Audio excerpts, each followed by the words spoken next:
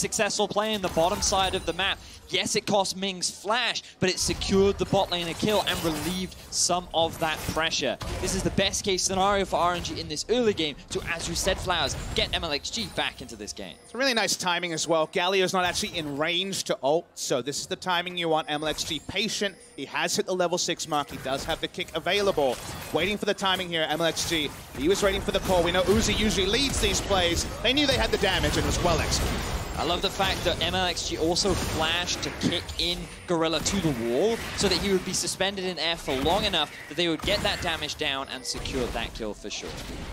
Sometimes it's not just the knock back, it's the knock up part of the kick that keeps him there, just that extra little bit of time to seal the deal 100%. Xiaohu getting himself away in time as BDD tries to charge in. Peanut still waiting in the wings in this mid lane, paying a lot of attention to this, always hanging around this area. Yeah, the big item lead is on the Graves. Already Warrior in chat, as we know. A lot of levels loaded into him as well, but bless his heart, MLXG still trying to make things happen. Doesn't have kick available for this gank. Looks like Khan's not going to put himself in too dangerous of a position just yet. Let me continuing to push this one up. Bellows the breath out. Khan gets a little bit of damage there with the Tiamat. We'll see if he ends up taking the bait on this one. MLXG willing to hang around here. Xiaohu also roaming up towards the top side. Keep your eyes on what BDD does, because Kingzone, they sense a disturbance in the force. Xiaohu will be spotted out, and then BDD secures his blue buff, and now Khan will be able to just safely walk away. No real risk of him getting collapsed upon. And I love the fact that RNG are still being proactive. They're the ones still looking for these early ganks, trying to find a couple of skirmishes, see if they can find this early lead and get themselves back into the game, rather than just allowing Peanut to continue farming, get to that relevant point where they can just start forcing fight. And this will sound insane, but actually the lowest risk thing for MLXG to do is to try these ganks, trying another one. Khan might be in some danger here. Dodges away from the ultimate very, very well. Khan the L play. Now can he get himself away from Let Me? A little bit more damage would seal his fate, but Khan's doing a wonderful job evading. It'll still be 1-for-1. Khan's so reliable on dodging out on key spells with the ultimate. He does it there. Not quite the 1-for-2. The teleport cancelled by BDD. Seems like Peanut and the team of Kingzone just want to load the troops, take the Infernal, and they'll be pretty happy with a 1-for-1 in a 1v2.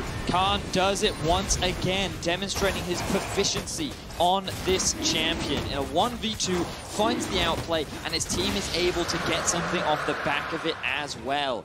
Kingzone just continuing to extend this early lead in their favor, even after all of MLXG's effort. And what I wanted to mention was, MLXG, if he goes to his camps, Graves is tracking them. He'll be there. If he goes for the ganks, much less likely. So the battle warning doesn't happen. Watching the outplay here, dodges so much damage with the ult. Gets the 1-for-1. That's just Khan on Camille, and it's something RNG did leave open and opt into. Now, one of the big things was that Khan did use his flash in that gank, which means that MLXG could look for a reverse play once the ult is available. We see MLXG hang around the bottom river once again. He might look for another gank, or maybe he just like, oh, jungle camps. Finally, I have some farm.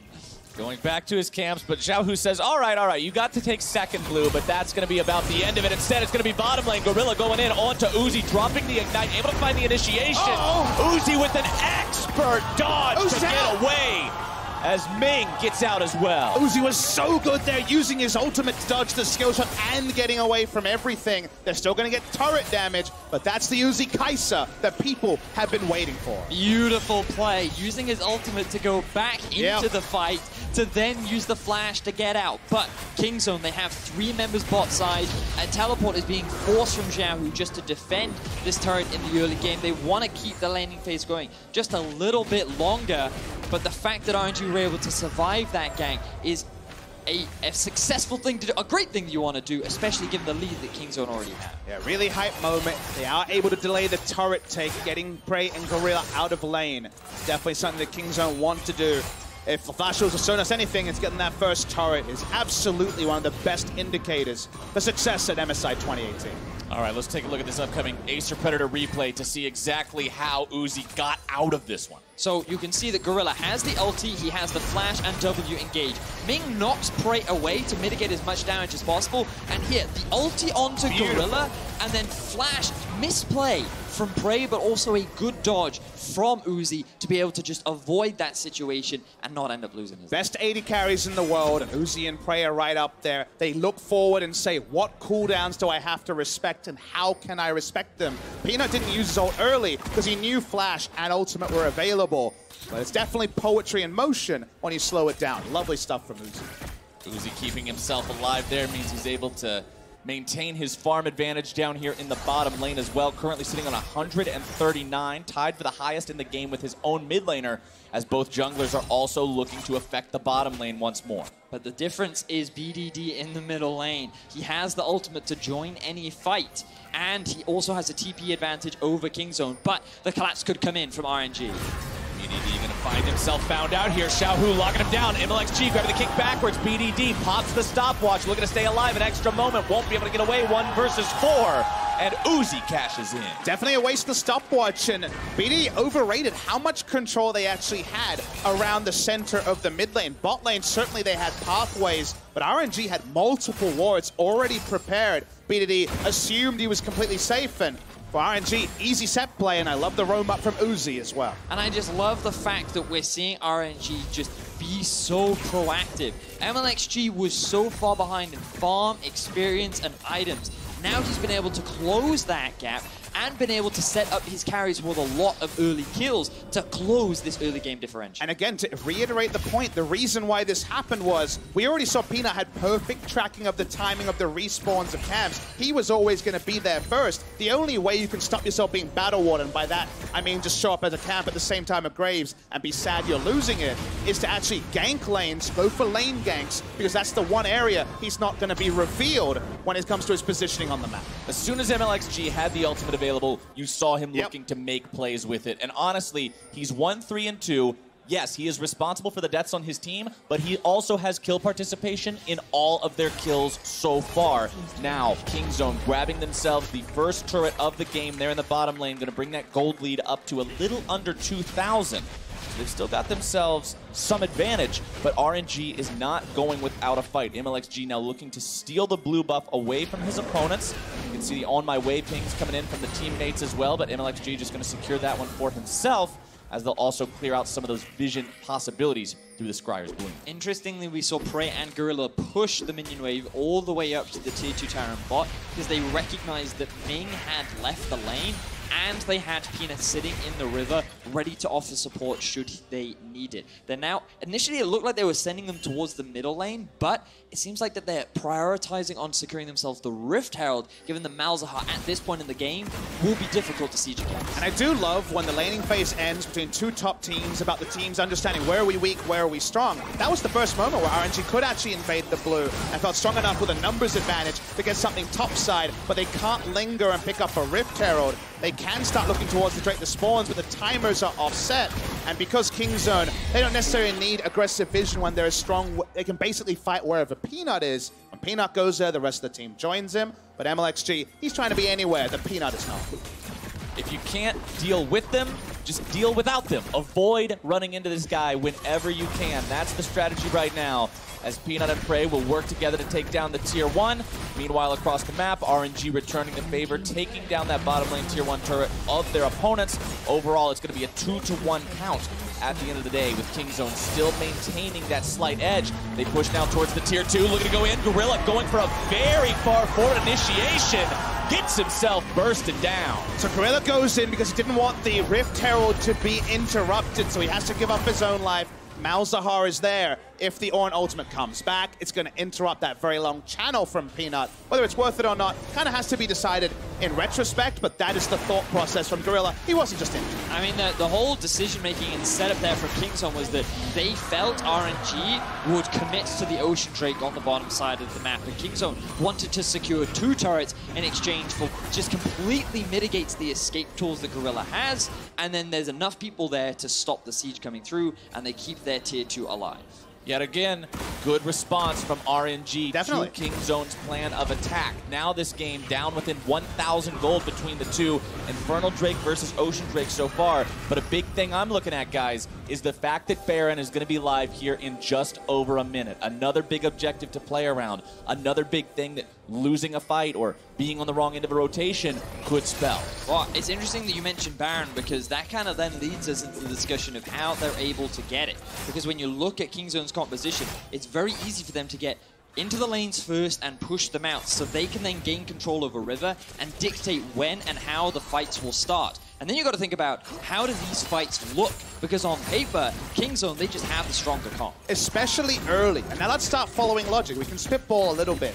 King Zone could have taken Rift Herald. They didn't have to spawn it instantly and gone bot lane and got the Ocean Drake. They could have taken both, because Peanut right now is kind of unassailable in any group fight if it's even numbers. They wanted to go for a secondary turret topside to open up the red side jungle, get the wards down. They have Graves and Xayah to kill the Baron, and their Baron turn with a Camille flank into the Galio ult is insane. They want to take Baron between 20 and 25 minutes. A secondary turret topside is one of the cleanest ways to do that.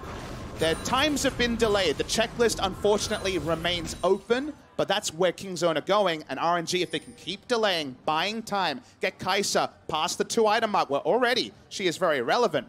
You look at her amount of attack speed right now, she does have enough for the E-Evolve. Right, she's hit the breakpoint for that big bonus, getting the stealth, the invisibility there whenever she activates that, but there's items coming online across the board as well. You can see the Trinity Force completed for Khan. In the mid lane, Luden's Echo plus the Rylai's Crystal Scepter on Xiaohu, still working on the Zhonya's Hourglass across the street there for BDD, while in the jungle, Knight's Vow completed for MLXG is just more survivability for Uzi. Yeah, and it's impressive that RNG have been able to maintain the gold gap between them and King Zone, even close it that amount, because after Peanut had such a dominant early game, we were expecting the game to be over. We were expecting this to be a repeat as Ming engages. Now they're able to find some damage. Prey now going to be taken down immediately. Gorilla gets himself away, but that's a free kill there for RNG. This pick comp is so effective from RNG. They just littered a couple of wards, but it is so difficult for Prey to respond if he does not see that engage coming.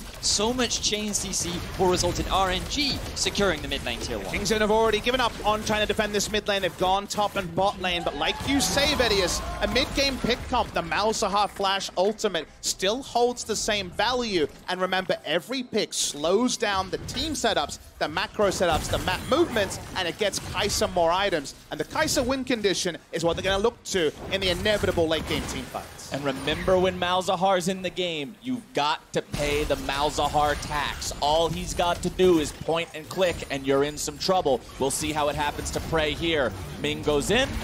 And he also had just wards over, spots him, headbutt pulverize, too easy. He wasn't sitting on a ward to start, but well intuited by Ming. Nice kill for the side of RNG. This is why when I go into my solo queue games, I tell guys, I can't ward the bush because I might die. And this is the risk that you run, guys. You got to show the respect, you got to have a warding buddy, and you got to make sure that you have control before you try and go for those wall placements. We'll see if King Zone can follow the buddy system as this game goes on. 22 minutes in, and the goal could not be closer between the two squads.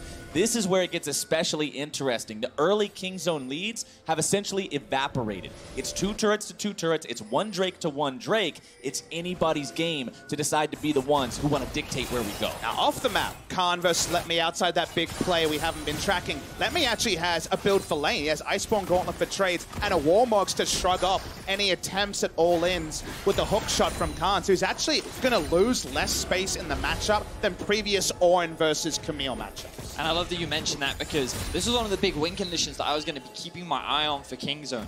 Can Khan do what he always does when he gets his hands on the Camille, which is sit in the side lane and draw so much pressure? King Zone as a team, I believe, are the best 1-3-1 team at this tournament. And the answer is slowly. Much slower than the other times, but still possible. But you have to like the build there, and also that they don't need Let Me to tank the Baron or just to be a solo initiator. Malzahar and Alistar pick up the slack when Let Me can't be there. And let's not forget what's on the line here as we do hit this critical juncture of the game where it could go either way very easily. If King Zone win this game and then RNG lose their next game, King Zone is locked in to the knockout bracket. they will have secured their spot. But for RNG, if you win this game, you're now tied with Kingzone in the standings, making an even greater run. And now Let Me finds himself caught on the wrong end of a 1 versus 2. Khan made an outplay in a similar situation earlier, but can Let Me do it now? He's going to have his jungler coming in, MLXG, looking to keep him alive here. The Hextech ultimatum issue going to be locking Let Me down. Damage returned onto Peanut. MLXG getting himself away. BDD into the back line, interrupts the Xiaohu ultimate, as now he looks to go up into the air with the hero's entrance. Uzi grabbing the kill onto Peanut. Khan going to be going down next. Let Me goes on a killing spree, but now it's Gorilla into the back line, silenced up after getting off the quickness. Zaya ultimate comes down, BDD grabbing the kill onto Xiaohu. Now he's taken down, Uzi with the killing spree, as Gorilla looks to run away, leaving prey for dead.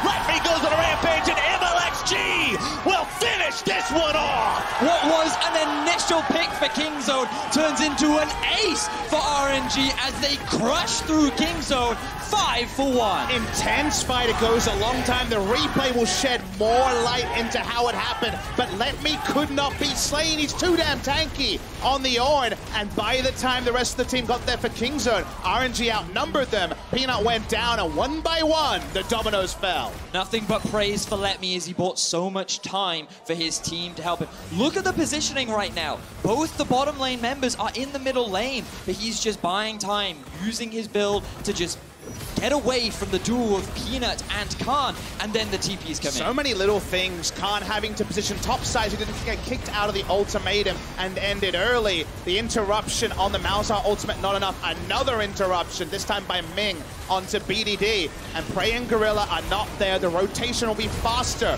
for the Uzi. And a lovely dodge on the back end with the killer instinct. Another great Uzi moment on the Kai'Sa. The Kai'Sa laning phase no longer relevant. The Kai'Sa is certainly online. And RNG's team fighting this time, too strong for Kingzone. RNG are just such a good team fighting team. We've talked so much about it throughout this tournament. Yes, this split, they've changed up their style a little bit. They're not so reliant on the team fighting, but when you get to the late game, when Uzi has a hyper carry, these guys always perform in the 5v5. And when you have these big lumbering tanks already using Hextech ultimatum, already using the other tools, you can't lock down Uzi. He's free hitting on this Kai'Sa. All about the E upgrade, all about the passive missing health damage. He was under no threat, and thus the members of Kingzone were done. Last time we checked in on Uzi, he also had 2 items plus the boots completed. Now the Mercurial Scimitar fully completed as well. Means even if you lock him down, you've got to do it again, because he can pop that first CC, get himself back in a position where he can dart around and carry these fights. Kingzone now find themselves a couple thousand gold behind. They now find themselves in a tied state in terms of the Infernal Drakes on both sides, and RNG just seem to be falling into their groove. And you just you go back to the beginning of the game and you remember how behind MLXG was and how far ahead and how much control Peanut had over the game. And MLXG just went for this heavy gank style, constantly just looking to get involved in the lanes, and it paid off. The first time that Kingzone tried to be proactive on the bot side of the map, RNG once again turn it around, and they're now the ones dictating the pace of the game. And it feels weird to be celebrating MLXG, but the ability from so far behind to be relevant was massive. He's going to fight already. Able to find lockdown onto Gorilla. Uzi goes on a rampage, bursting him down, as now the damage coming out from Peanut may take Uzi out, but the Acadian Rain looking to stop him in the back line. It's also RNG now waging a war behind them as a double kill for Uzi takes Peanut out of the picture. Prey will hold the line onto the tier 1. Khan wanting to come in, clean Uzi up a little bit here. Instead, not going to be able to find the mark just yet. Issues the ultimatum, but Uzi's got the damage. You don't run into Kai'Sa like that, as RNG will continue looking to finish this off, go for another ace. BDD on the front line. Taunt's not going to find a lot. Xiaohu trying to run away. Utilizes the stasis to keep himself alive. Uzi goes godlike. Xiaohu stays alive. And it's another clean ace for RNG. RNG out team fighting Kingzone again. Kingzone can't get the start they want. They can't get the ultimatum where they need it. And RNG, no one dies, because those plays are outrageous. You can hear the elation in the crowd as RNG do it once again. Their second ace of the game, their first Baron of the game, and the tournament favorites of Kingzone are looking to get their potential third loss of the tournament. No deaths on Uzi, no deaths on Ming, no deaths on Let Me. RNG is playing these team fights so fantastically well, and now they find themselves 7,000 gold ahead, 5 men strong with a Baron buff. One by one, they tried to challenge Uzi on the top side, and one by one they were found wanting. Look, this is actually Peanut and BDD looking to catch him in rotation. Instead, Gorilla, thanks to the Malzahar, starts it, and then trying to outplay a Kai'Sa. That's a tricky one, Vedius. It's the shield on the ulti that just makes the difference. Uzi, he gets low, he starts the lifesteal back, and you think that with Camille coming in from the flank it would be enough, but the support from Let Me, the teamwork from RNG, and the fact that Xiaohu survived the very end of the fight with the Locket of the Iron Solari and the Lee Sin shield, everything just came together. RNG, the true teamfight gods. And you can see on the graph right here, 0 damage dealt by Gorilla because he was picked off before he could contribute whatsoever. Prey now having to burn the ult immediately, also utilizing the flash, getting himself away. Ming tanking up the turret. MLXG goes for a play but can't quite find it. Tier 2 still falls. And RNG are going for the jugular, looking for those last kills, try to end the game. They know Camille is in a side lane and doesn't have teleport. 2 people go down, the game may end, whether Camille backs or not. Kingzone gets a little bit of breathing room right now. They managed to make their opponents get back. Khan's pressure will be enough to satiate the RNG bloodlust for the moment. But remember, there's still another 2 minutes or so of that Baron left as Xiaohu starts pushing out the top side. You know, and I feel a part of this is a result of Kingzone not typically oh, hang on, Uzi. Oh, legendary! The hunter finds its prey. Uzi gets himself another kill onto Peanut and reminds him, this is for MLXG and what you did at the beginning of the game. And when RNG have map control, you can start assassinating. As Uzi, you have the Mercurial Scimitar to go out. You were legendary a while ago. You're 9-0-4 at this point. They roll up to another objective, and any one member is free food for Uzi. And now, Peanut, the man who was so far ahead at the start of the game, is dead for another 15 seconds as RNG are knocking on the top lane door. Uzi being the man behind the entire thing, leading the charge. He's got the damage, fires off the rocket, can't quite find anything with it, no plasma marks. MLXG and Ming doing a good job being on that front line, being those disruptors. But it looks like RNG are going to decide to back away from this one, taking the turret. And Let Me has set up the wave in mid. They could choose to continue the siege, but they recognize Peanut is respawning. There's an Ocean Drake coming up soon. Let's go back, maybe spend some of our gold, and let's not need to never mind, it's RNG. They've decided they're going to keep the push going anyway. RNG see no reason to stop just yet. They know right where Khan is. They don't have to worry about that split push win condition. Uzi remains in firing range of the inhibitor, getting himself away now from the smoke screen. Top lane inhibitor falls as Gorilla decides it's time to go. They immediately shut down as the Ornn ult comes through, and Kingzone are completely destroyed. BDD will only buy a few more moments. A double kill for Uzi spells the end as RNG begin their push onto the Nexus turrets.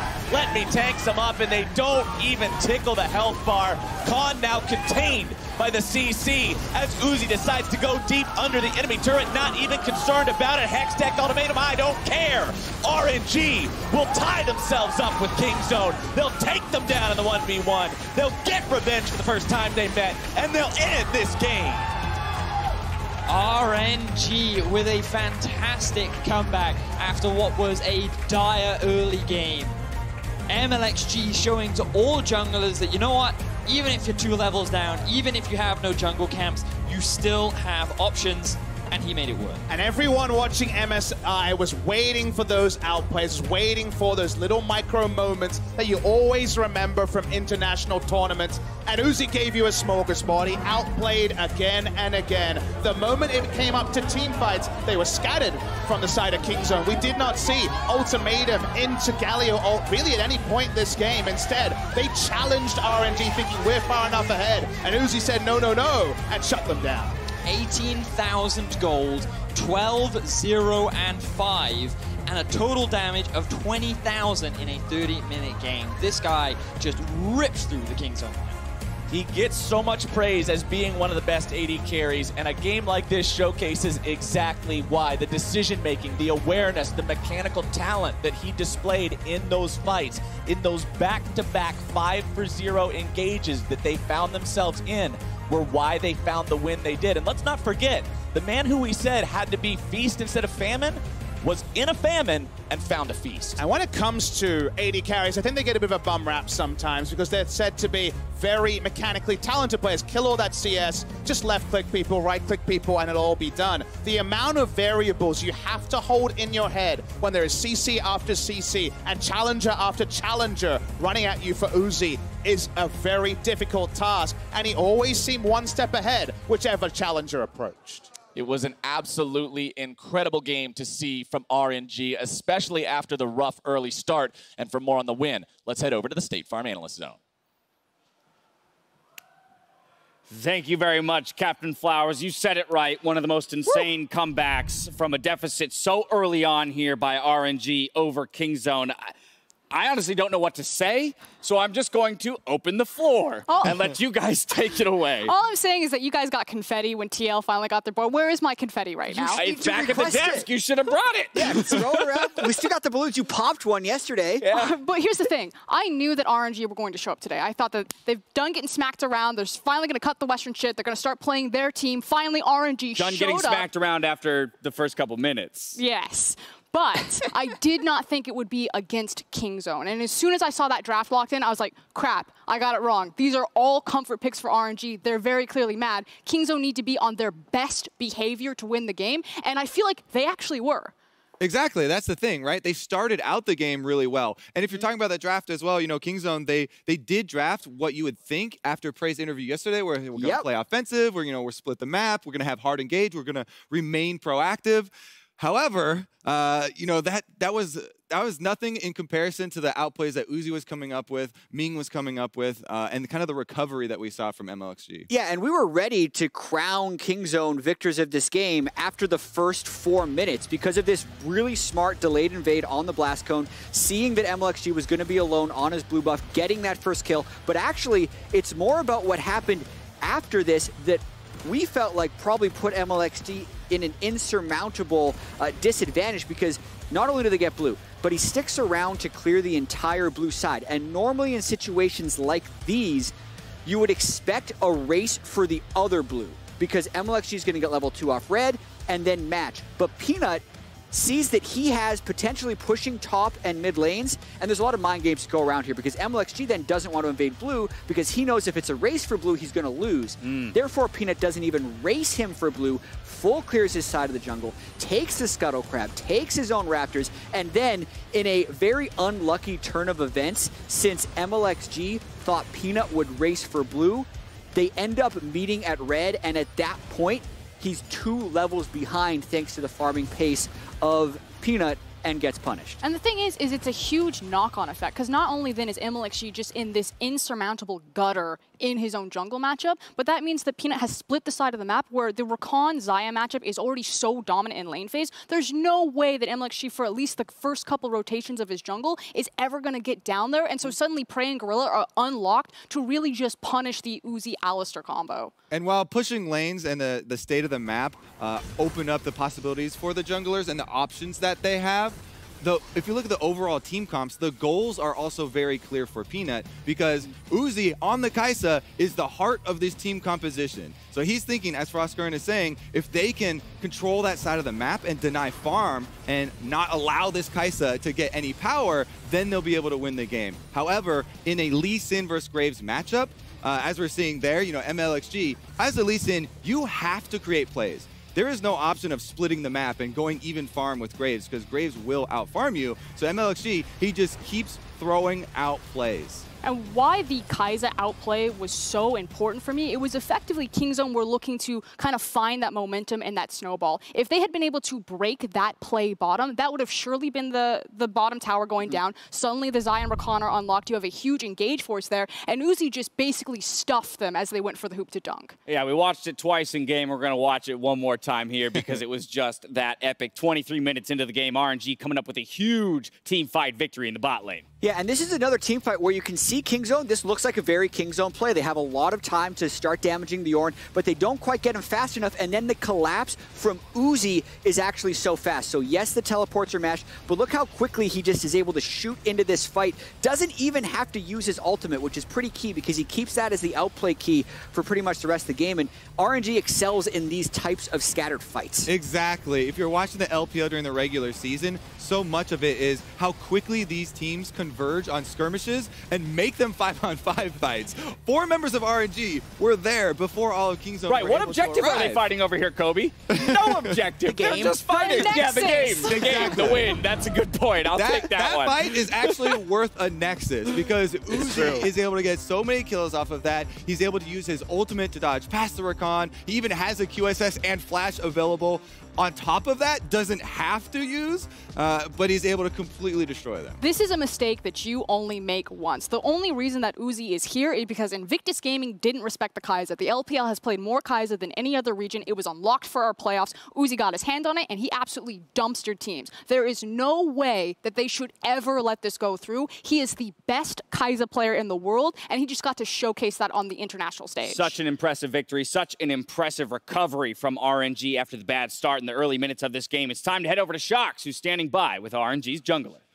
Thank you very much. I'm here with MLXG after RNG gets a huge win over Kingzone. MLXG, your Lee Sin was phenomenal, even though it looked very scary after that level 1. You guys were very far behind. Tell me how you kept a cool head and how you came back to dominate Kingzone. 首先，恭喜你取得这场比赛胜利。然后你的李信打得非常漂亮，但是你一级的时候有非常大的劣势。 然后前期有非常大劣势，你们是如何慢慢取得打回来，然后最后统治比赛的？我们一级劣势其实就是猜错了对面的入侵路线嘛，因为我当时猜想的是对面会一级入侵我们红 buff 那边，然后所以说在蓝方那边就比较大意了，然后就被对面阴住，然后我们这个阵容其实就是打那种小规模团战，然后带节奏能力也都比对面要强的。 So he felt like they mistook the level 1. They thought the enemy is going to invade their right jungle, but instead they camped in their blue jungle. So he was a little bit careless about that. So he got tricked by the level 1 strategy. But however, their team comp is much more easier to fight in a small team fight or in pickup fights. So they were able to gradually pick up those kills and secure the game. Gradually, and the team fights just look so incredibly clean. You guys did go 1-1 in every day before this, and a 2-0 would really be welcome for your place in the standings, but you're up versus Flash Wolves. Are you confident that you can take them down after how good you looked in Game 1? 其实就过去几天，你们每天都是1比1。那么今天的话，你们如果想拿到2比0的话，其实对你们会非常有重大的意义。那么今天你们接下来要打闪电狼，你觉得下场比赛会怎么样？ 因为我们队伍的话，就是在之前训练赛的表现就都是特别好的，然后可能就是在比赛上面没有把训练赛的状态给发挥出来。然后我觉得我们今天的话是完完全全的把我们队伍本来该有的实力和状态打出来了。 Well, so he think they've been doing really well in the scrims, but they just haven't been able to show that in the actual match. But today he thinks it's example that they play to their actual level and to tell everyone how they truly is. So if they can play their best games, then they think they're good. I believe it. That looked really impressive. Thank you very much, MLXG. Good luck in the rest of the day. We're going to take a quick break, but we'll be back right after this. MLXG with his level 6 finally online, hanging around the bottom lane, trying to make a play. Ming's able to find the knock-up onto 2. They grab the kill onto Gorilla and MLXG. Early game, we were expecting the game to be over. We were expecting this to be a repeat as Ming engages. Now they're able to find some damage. John Prey now going to be taken down. Find interrupts the Xiaohu ultimate as now he looks to go up into the air with the hero's entrance. Uzi grabbing the kill onto Peanut. Kong gonna be going down next. Let Me goes on a killing spree, but now it's Gorilla into the back line. Silence up after getting off the quickness.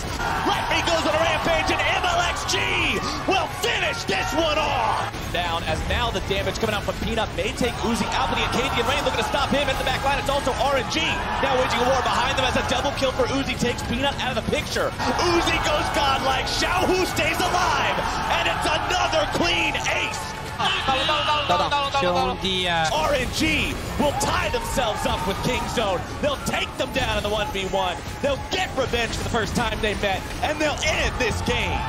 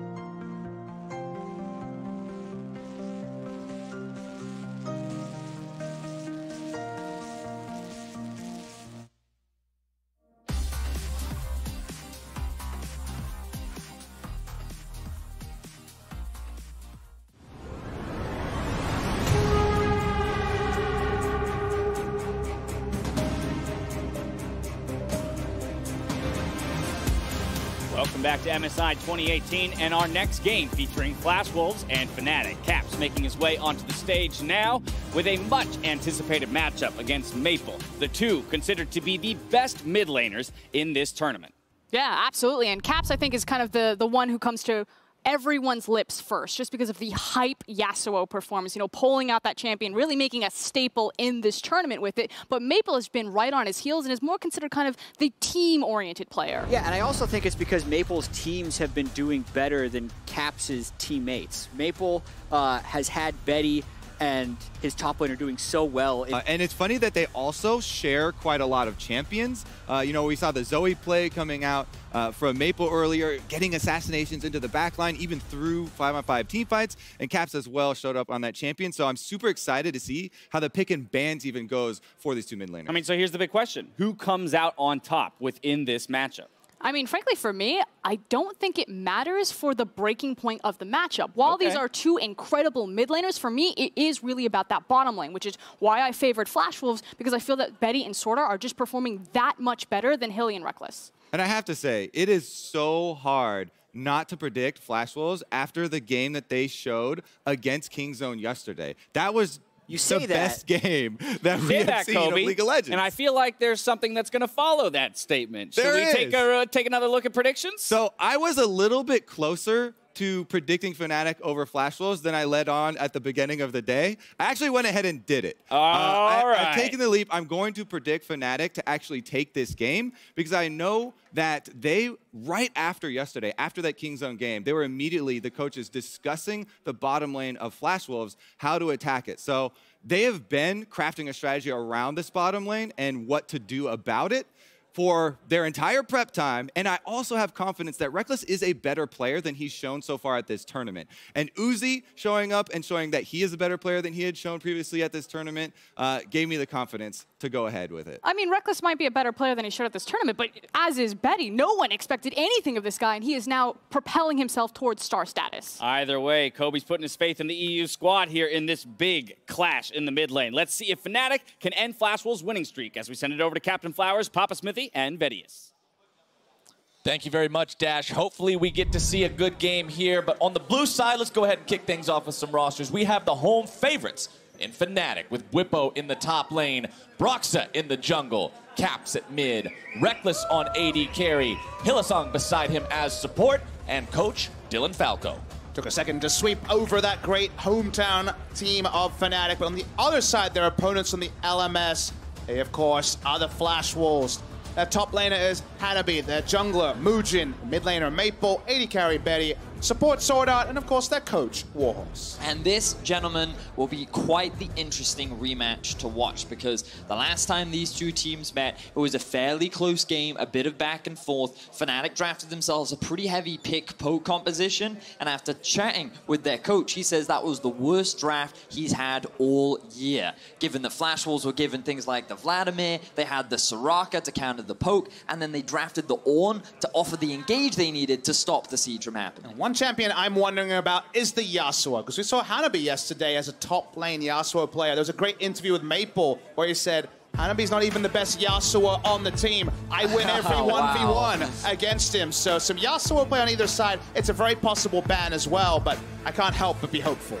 Let's see how they do it. We're into Champion Select as Kha'Zix is the first ban from Fnatic. They want to keep that one out of the hands of Mujin. The response from Flash Wolves, Whippo's not allowed on Sion. I love the Kha'Zix Galio play we saw from Flash Wolves against Kingzone, where they use Kha'Zix to get in the middle of the team and take away the Elder. The very nice set-piece play and double aggressive bans towards Mujin. They don't want him controlling the pace of the jungle, and we know that Broxa is much more on the Trundle and more farming side of things, at least in the early game. And a trend that we have seen from teams early on in the tournament was taking Whippo off a lot of his comfort picks. Things like Sion and Gangplank have been very regularly banned away from him, and he hasn't really steered much towards things like the Cho'Gath either. So I'm interested to see if they look to replicate that strategy, maybe put him on an AP carry again, where on day day one, Fnatic did not have the best of performances. Well, the Trundle you brought up in the jungle for Fnatic, Papa Smithy, is the second ban here for the Flash Wolves, so they're not just targeting that top lane,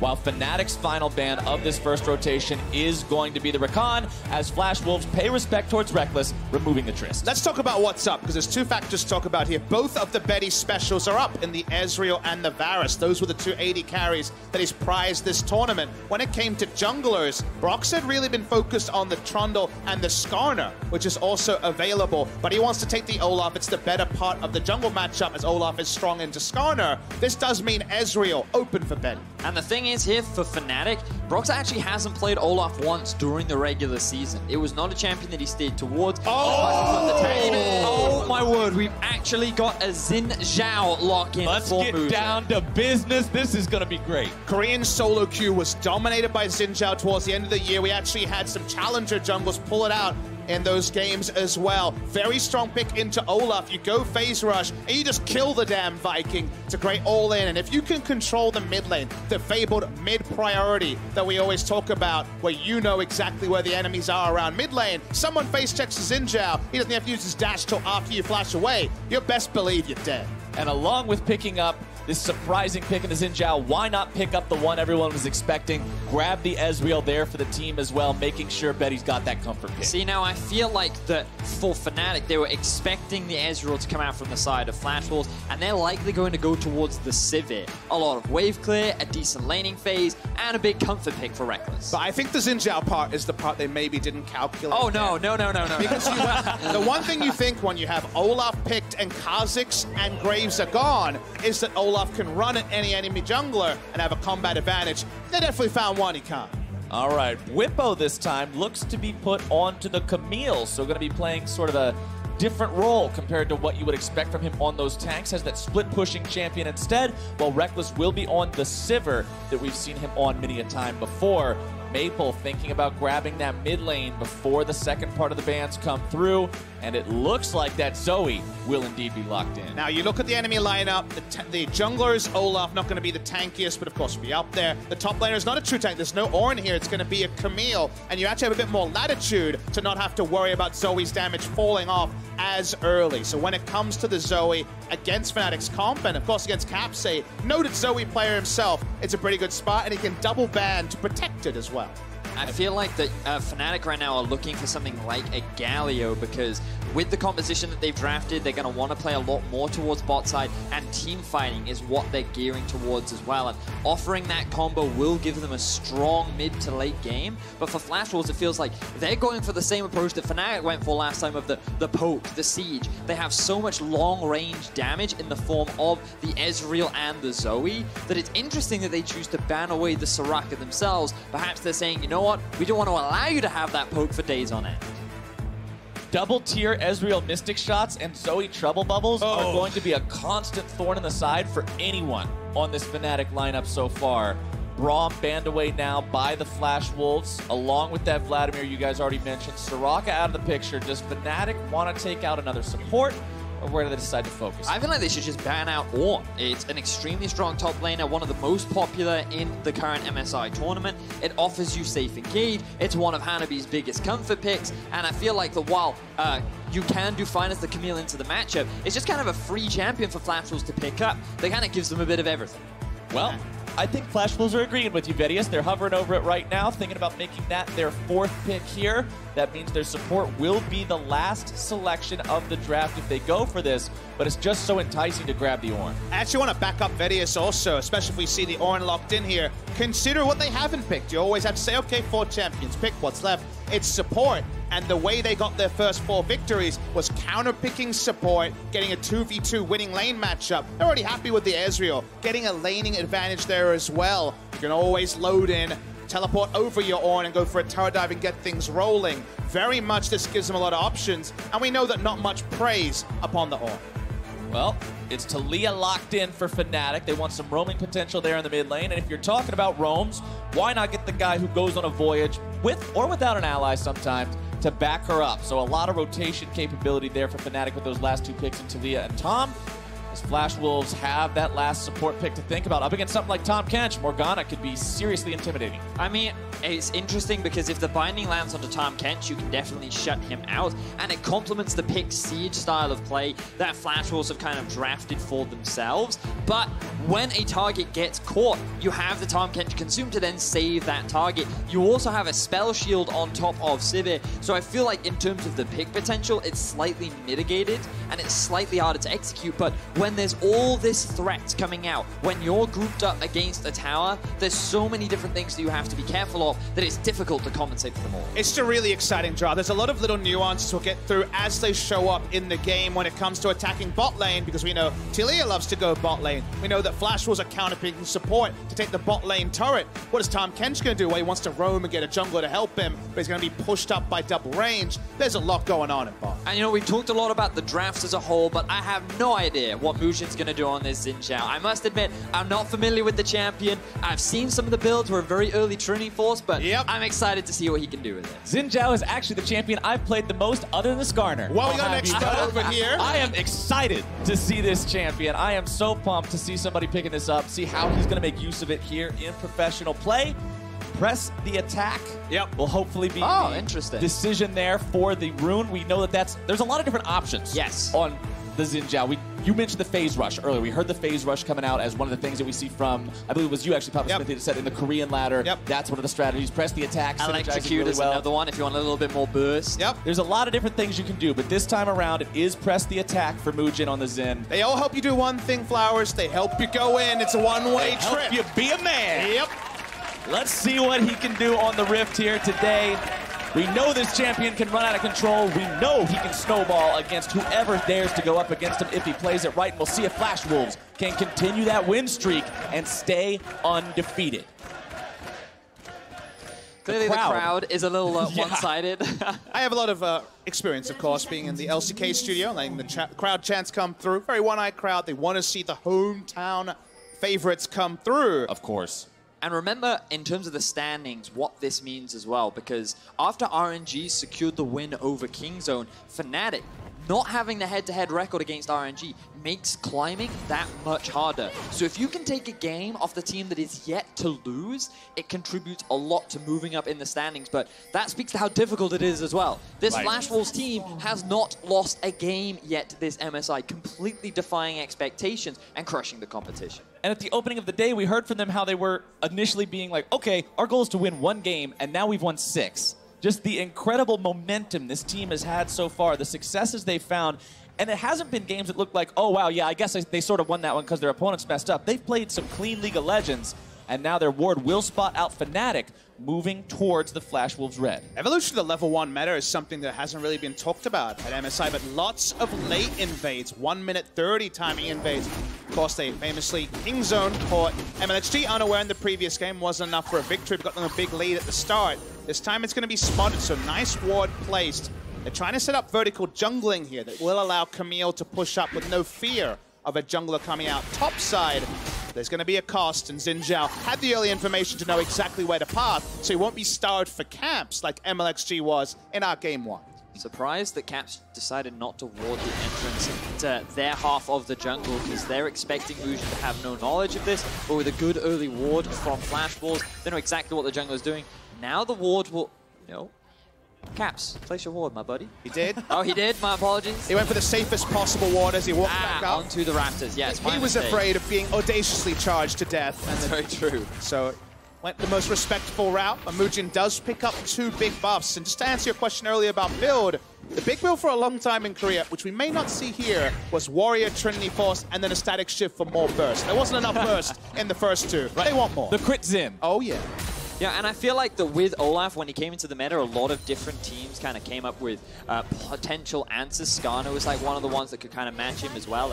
And it was Xerxes here in Europe that was a big advocate for the Trundle in the jungle. And it feels like that as these have developed, I can see Xin Zhao being a great skirmisher up against the Olaf, going for press the attack in those extended trades. I feel like that he has the ability to win out in those 1v1. The power of Olaf is he runs in and you have to run away because you can't take the all-in if the first axe hits. Xin Zhao just says, says, you're in range for my charge, and goes in as well, and has that damage to try to trade with him. So I always love the aggressive sides, rather than the ones that can escape better, like a Sejuani. Exactly. The bubble connects on to Caps.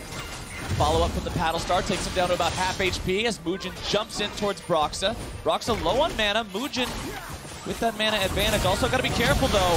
Broxa Caps in some trouble. First blood and taken down by Maple. Extremely delayed flash there from Caps, thinking that he could go for this trade, but he was standing on top of his passive. He couldn't get the full Q off, and without that extra bit of damage, there was no way in which they were going to win that skirmish. And Mugen and Maple were of one mind to find a way to go in, whereas Brox's first thought was to pull back, even though he had hit the first axe. It could have been an attempt at an all-in. They didn't want to have the worst-case scenario happen. Still Flash Walls pick up the kill. I mean, Broxa, he had little to no mana, so you could imagine that maybe even after hitting the first axe, he didn't feel confident enough going in. And Caps taking this initial poke of damage, you think, okay, not great situation, obviously, a decent trade back for him, but there, Broxa right now, after throwing the first axe, no mana, the W misses, and at this point I'm thinking, Caps, you need to flash to dodge that Q, but instead he sticks around, and Mugen dives in, ready to secure the kill. Never want to play chicken with a Xin Zhao, and both of them walk up, and the Xin Zhao walks away. Pretty happy, no kill credit to him, but Maple already with the lost chapter on the first part. And that's the thing about the Xin Zhao as well. The charge is point and click. There's no way you can miss it. It's not a Jarvan combo. You always are going to be able to find your way onto that opponent as long as they're within range. Caps now a little bit behind. We'll have to see how well he can recover. Remember, these two mid laners, like we said, have had the strongest performances so far here at the tournament. So just one death at the Raptor camp, I wouldn't be counting Caps out just yet. And they have met before. The last time these two teams met, it was quite a competitive series. You can just see that the gold difference at 15 and 25 was not that big, but it was Flash Walls that were primarily in control. It was one deciding fight around the middle lane that swung a big advantage over to Flash Walls. Maple found some significant flanks that just ripped through the lineup of Fnatic. Should be mentioned that for that game, Flash Walls did have the outscaled team fight, so they were pretty happy with the fact that it went quite even in the early game, only 1,000 gold. They turned on later when that turned on. Eventually, they just looked like one Vladimir Ornn combo would get them over the line. So while they weren't necessarily in control fully, they were still happy with the game extending. This one's a very different predicament. And speaking of predicaments, we got a lot of Fnatic members up top. Fnatic looking to set up the three-man dive against Hanabi up here. No level 6s available besides Bwipo just yet. Fnatic backs themselves away in the bottom lane. They recognize they've got all this focus up here in the top side. Hanabi not yet level 6, likely to be taken down. Seismic Shove comes out, Caps taken low, but it's Hanabi who goes down. Everybody from Fnatic still alive. See what's going to happen on the bot side of the map, though. Sword Art has already taken a lot of damage. Sword Art's very low. The Flash Wolves haven't found anything resembling a return kill just yet. Maple wants to rotate down here, see if maybe he can facilitate that happening, but it doesn't look like it. Teleport's still available for Bwipo, remember, so Flash Wolves think better of it. At the end of the day, because there's less members up top side, they don't have to respect things like the Devour. 3 members were enough for Fnatic to get a kill. Flash Wolves on the other side, frustrated trying to make that happen. Maple goes for an invade here, hoping to find Olaf, but it's only Caps returning to lane. Trouble bubble over the wall makes him drowsy. Oh, the damage! Good lord! Maple solo kills Caps in the middle lane. He shuts down the young prodigal mid laner and asserts his dominance over who the king is. In the middle lane, it's between 2 turrets, Fedius. He found the Proto Belt with the W and got the extra burst needed. Level 6 is not normally burst range from full, but he pulls it off anyway. Very nicely done by Maple. I was thinking he was going to make him have a bad time. Sit in lane with 300 HP, feel real careful, but no. Maple, you've got to remember, has been a pro player for such a long time. The duo of Maple and Karsa is well known and respected by so many pros. And coming into the tournament, without Karsa, people thought, would Maple still be able to perform? But up against the young rookie, up against, I say call him rookie, he's been playing for a year now, but up against the young player in Caps, you can see how well Maple is confident in his play. And the Proto Belt really gives him confidence. The damage calculation, that's about 900 health. Doesn't matter. Gets it taken down easier as you like. The Xin Zhao was there just in case, not needed. Top side though, Hanabi not having the greatest of times in this 1v1 against Bwipo. He's at about 60% HP. Caps makes the rotation up here. They want to grab the first turret. It will be taken incredibly low. Hanabi gets the knock up in the air, but not without losing the turret first. Mugen shows up just in case they wanted to chase after this top laner, and now with Maple here as well, they could look for more against Fnatic. Broxah will also show himself here in the river, cutting off Maple, allowing Fnatic to get everybody out. Fnatic are able to secure themselves the first tower of the game, which is what Flash Wolves were trying to get themselves in the bottom side of the map. And to be fair, they've invested a lot of resources. They've been doing very well in terms of the 2 versus 2, keeping that pressure up. And now we see a TP coming in from, looks like Betty. Oh, of course. He's just hanging out. He's just coming back. So many things have been happening. Baited by the TP. Ezreal Vedius, come on. You got baited. It's the oldest trick in the book. That's like 10 games ago that happened. Come on, Vedius. We've been seeing TP Ezreals for all like 3 days now. I'm just so used to it now, you know, you'd think, oh, of course, it always catches you off guard. Little bit of bookkeeping. Fans at home might wonder, okay, we're seeing Camille versus Ornn 2 games in a row. I remember the Ornn being very robust in the last game and lasting a lot longer. Remember that after the turret dive, a lot of resources down, Hanabi had to walk to lane. That's why it was more susceptible to being shoved out and bullied by the Camille. Oh boy, Maple trying to make some moves yet again. The flash away from Hylissang keeps him safe from that sleepy trouble bubble's consequences. As long as you avoid the big hit from the paddle star afterwards, the bubble itself isn't going to necessarily send you to the grave. It does get thrown out again. Will fall into the trap mode as Cap steps on it, but dodges the paddle star afterwards. Sword Art now potentially in some danger, looking to be cut off by the Weaver's Wall. Does have to use the flash. Do remember, we're seeing more here, but Maple probably exit at this point. Do remember, this is actually the first game that Flash Wolves haven't picked up first turret. We get to inspect their gameplay, or when it comes to access to the map, there's actually more access to Fnatic than any other team that has played Flash Wolves at MSI. Something we also haven't touched on yet is the fact that Bwipo is playing Camille, and he has yet to do this so far in his pro play.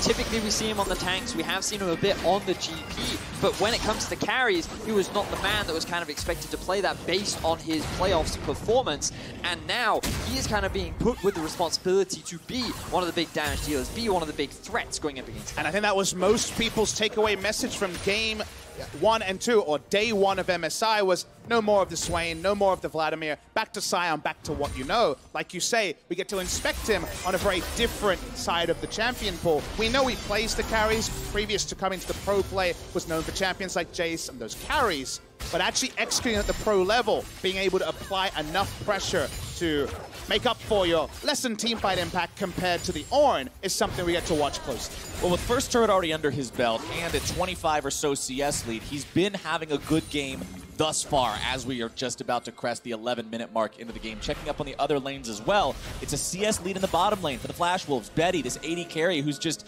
as the analyst zone said at the start of the day, in a tier of his own so far, obviously winning the lane up through this point, considering he's also got the support advantage in Morgana versus TK, and in mid lane, Maple also having the farm advantage over Caps there. Again, something I want to stress is that Flash Wolves have been best able to set the pace of a game because they took first turret, and from there, they were able to hit their checklist and play very cleanly. They are behind in tempo. You need to play a different style where you sacrifice the minimum. They might have to sacrifice around an Ocean Drake, or at minimum use this turret.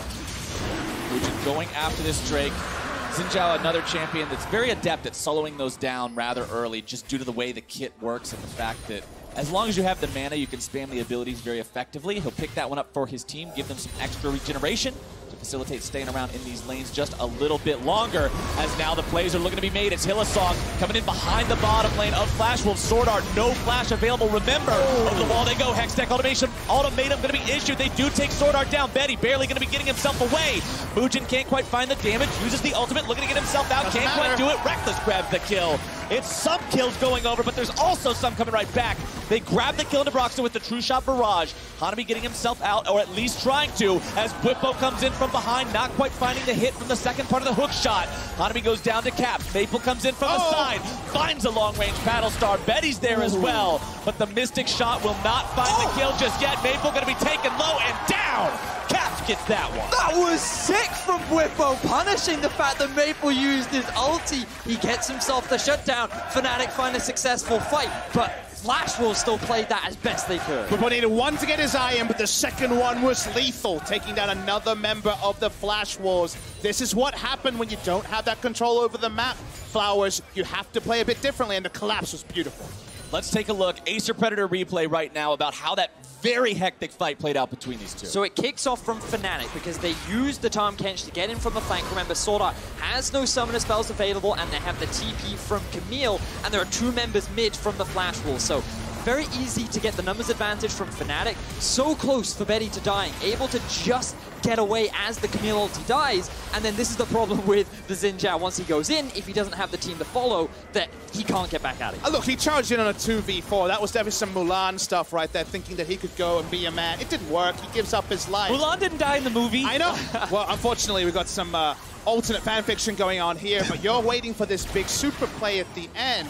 So many different things happen, but the prediction knows exactly where to go. Back onto the paddle star, and Maple goes down. Maybe I overhype it given that it is a timed ability, but I still love the fact that Bwipo trying to make those creative plays, punishing Maple for flashing in, and he very nearly was able to turn that entire fight around by himself. And that is why you have to show so much respect towards this individual in the middle lane for Flash Wolves. But Fnatic, they find a big fight. They now sit with the gold lead. And the game state all comes back to inspecting the dual turret dives that happened 5 to 6 minutes earlier, where Fnatic went for the percentage play, 3v1, took down Hanabi in the top side. Flash Wolves weren't able to match that on the bottom side of the map, and the turret and everything else is from that early play. Mujin loses about half of his health there due to a good seismic shove from Caps. Caps, of course, rebounding after those first couple of deaths. 2, 2, and 2 now on this Talia. Having the Archangel Staff stacking up so he can get that Seraph's Embrace as soon as possible. Make sure he's got that extra shield, that extra power with this champion. 24.8 thousand to 22.8 thousand gold. Fnatic, off the back of their early plays, have found themselves 2,000 gold up against the current undefeated team. But you know, Fnatic have found themselves in leads before, and they haven't been able to close things out. The next couple of steps are going to be very important because for Flash Wolves, they're a team that always find avenues back into the game. Mujin, he's level 10 on this Xin Zhao. He has a 2-level advantage over Broxer. We're yet to see the full pick prowess of this composition come into its own yet. And once these towers start to fall, once Flash will start grouping up, that's when Fnatic have to be very scared of the risk that Flash Will's composition can bring. And because they have this Camille, it's always about how much further have they moved their map play. Bwipo's been there for about a minute now, waiting for a play onto the Zoe once again. But when it is the Camille, when it's not the team fight tank in Ornn that's all about the TP play, you have to be a bit more critical of how much they can move forward. Sure, there's the chance to push right into the game, but if Ban Buff comes in, it's an Ornn throwing out the ult, things might fall apart for Fnatic. See Fnatic having a good idea of where Mujin is as he clears out those wards. Obviously, they know that he's hanging around the bottom side. They don't want to find themselves vulnerable to any of those ganks that he could potentially show up for. You can see in the inventory that he's got the Ruby Crystal as well, working towards the Phage. He buys that now. He has the daggers in inventory heading towards that Trinity. And look, just like Nocturne, if you're going to go tank on Xin Zhao, you should have picked something else. So basically, you're kind of priced in. Go for a pretty heavy carry build. Might even go for a Guardian Angel next after that, and then kind of find some situational items after there. But like you note, Flowers, he's behind when it comes to any sort of kill involvements. 2 assists only to his name. And a slow Trinity Force from the jungle is about 23, 25 minutes into the game. It doesn't feel good. No. And you already talked about it, Papa Smithy, about how the difference in trading towers was so important. Just imagine how much more control of the enemy jungle Mujin could have had if that bot tower had fallen, if Flash Wolves could started grouping up a little bit earlier, and Fnatic successfully denying that dive, keeping that tower alive, and then finding a play down in the bottom side of the map is all turning in their favor. As Maple now needs to be very careful. Maple barely avoiding the seismic shove there. Caps trying to play around the fact that he knew where he would return to through that portal. TP going to be used towards mid lane now by Betty. Showing up here to make sure he's ready. Should Fnatic try anything else after what they've done so far? Bot lane has been exposed, and Reckless, he now gets to freely push that in, go back to base, and he has been in a deficit for a lot of this game. Ooh, will be interrupted there. Good ulti from Betty. Also got to keep track of Sword Art. No, he doesn't want to decide to go for any kind of play. But Reckless was also one of the individuals that for Fnatic has been discussed around his performance, his impact in team fights. Sivir is a big champion for him, and his performance in late game team fights will be heavily evaluated. Broxa shows up mid lane to keep Caps safe from Maple, who lands quite a lot of damage yet again with the bubble into Paddlestar combo. But Mugen, he sees the Drake is once again ready. He's got Sword Art next to him just in case there's trouble, and Flash Wolves should be able to secure this objective. And we should talk about tendencies also, because you were mentioning Rekkles already. This guy loves to take a lot of CS, a lot of minions between 15 to 30 minutes. This sort of portion of the game we're in right now. He loves to hit a side lane and farm. They're against a TP Ezreal. They have to really respect the fact that they can be pushed on, but they also have to respect the Fnatic can make an aggressive move of their own at the top. Hanabi landing the knock-up. Caps forced to use the cleanse to get himself away from the CC. Maple still wants to see if he can maybe go fishing for something here. Sword Art coming along as well, ready with the bindings, ready with the black shields. See if they can find much, but it doesn't look like it. Quite interesting that Fnatic chose to push the top tier 2 rather than securing themselves the Rift Herald. It will be running out fairly soon, and you've already talked a lot about this TP Ezreal, Papa Smithy, and how efficient it can be when going back to base and then appearing in another lane. It's also allowing Maple to roam around the map and mitigate the roaming power that a Taliyah does have. You just have to think for Rekkles, you have to minimize the amount of time you play side lane in a 1-3-1. You don't have teleport yourself. Flash Wolves can be in so many places so quickly with their mobility, they can just surprise you compared to conventional logic with how fast they can rotate. Speaking of rotations, Hylissang makes his way towards bottom lane to try to keep Mugen away. Will manage to scare him off there by placing down all 3 of those marks as Maple needs one more auto attack. Finds the turret there in the top side as Betty, Sword Art, and Hanabi need a couple more autos to take down that tier 1 in the mid lane. They won't quite find it. Somebody so much as sneezes on that thing, and it's going to fall. And note that Fnatic, they found a big teamfight win in bot, but it is Flash Wolves that are about to secure themselves their 3rd outer tower. They've started utilizing the amount of map mobility that they do have, the poke in their composition, to just chip away at these towers, and they're the ones that are going to regain the gold lead. Oh, Rekkles. Ooh. Have to pop the heel to get away from that one. Betty jumping in very aggressively, not afraid of the European AD carry, and not afraid of the tier 1 turret either, taking that one down and now bringing Flash Wolves into the gold lead. This is really nice. The map, it's a bit of damage on an inner turret, some wards that will time out. They're not going to be played Baron anytime soon. It was pre-20 minutes, and then Flash Wolves just stepped back, said, okay, let's get our lanes in the right spot. They take 2 turrets on the map, and now map control's a lot more even than when Fnatic owned it a few minutes ago. Turret goes down in the bottom side. Flash Wolves, 3 turrets, Fnatic, 2. 34,000 gold or about there for both sides. Baron now live. 20 minutes into the game means neither side likely to pursue that soon, but we do enter the phase of the game where it's important to maintain control over the area. Hanabi not as afraid of Whippo as he was before. Has some farm, has some gold and some items under his belt, and also has his friends coming in to say hello. Whippo flashing out of the way of that ultimate. Maple wants to come in, find the bubble. Hextech ultimatum going to be used to dodge away from that one. Whippo looking to get himself over the wall, but the flash is after. Will make sure he cannot do that today. Broxa and Caps were attempting to go after the Baron, but it's just not possible. Flash Wolves doing a good job of punishing the split push from Whippo. Fnatic were not in a position to really gain anything off the back of that because Betty is single-handedly holding on to the middle tower.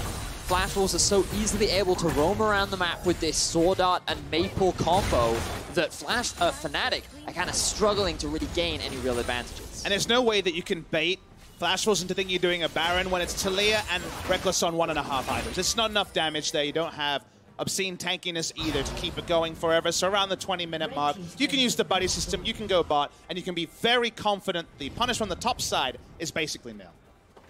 Betty will continue farming up here in that top side as items are coming online left, right, and center. Trinity Force completed for Xin Zhao means now he can work towards some of those more potentially defensive options if he wants. You already mentioned the Guardian Angel earlier, Papa Smithy. Lich Bane on Zoe means the combo is deadlier than ever as long as she can weave the auto attack in there. And Ezreal now having the Iceborne Gauntlet completed as well as the Evolved Muramana, Archangel stacking, and that stack is about halfway towards being done. This will probably be our fastest 3-item transformation of those double tiers because we've seen about 26 minutes is about when you can see if you go Iceborne Gauntlet, a bit cheaper than the Trinity Force. That is obscene poke. If you get a Baron buff, which is not trivial, Hanabi's in the side lane, the Xin Zhao's not a tank, taking the Baron is hard. If you get a Baron buff and you have double tier completed and transformed on the Ezreal and just Maple on the Zoe, we're talking one shot on basically anyone in one rotation. At the same time, if you don't have a Baron buff, You're up against a Taliyah that's looking to make plays like this. He's got the AP. He's such a threat, and he knows how to play this champion. Now behind enemy lines, trying to zone away Hanabi, but the Baron is being taken at the same time by the Flash Wolves, down to about half HP. They choose to back away. Fnatic are trying to collapse. Teleport not going to go through on that one as Muujin looks to zone away the bottom lane of Fnatic. Ornal comes through. True Shot Barrage also going to fire after it. Audacious Charge continues as Muujin goes in and finds the kill. Really decisive collapse from Flash Wolves. They start the Baron knowing there's no way for Maple Caps to get there. With Blasted cancel his teleport, they're straight back on it. Flash Wolves not willing to stop just yet. Hanabi will be the one absorbing those blows from Taliyah. Meanwhile, Bwipo still in the bottom lane, still looking to push. Flash Wolves need to make something happen here, or Fnatic could get the better of this overall. Betty goes over the wall, wants to deny the blast cone from Broxa. Broxa wanting to try to steal this one away, going to be taken very low. They want to try to shut him down. Baron down to about 1K. Where's it going to go? They got it for Fnatic! Fnatic take everything as they secure the bottom tower. They secure one in mid. Broxa steals the Baron, and Flash Wolves, they're left with nothing. Flash Wolves thought they had outthought them, but they could not kill the Olaf. They're able to clean up here. One kill does Betty, but it doesn't matter. Fnatic, I thought their hands on the cookie jar. Nope, they got everything. Disaster for Flash Wolves.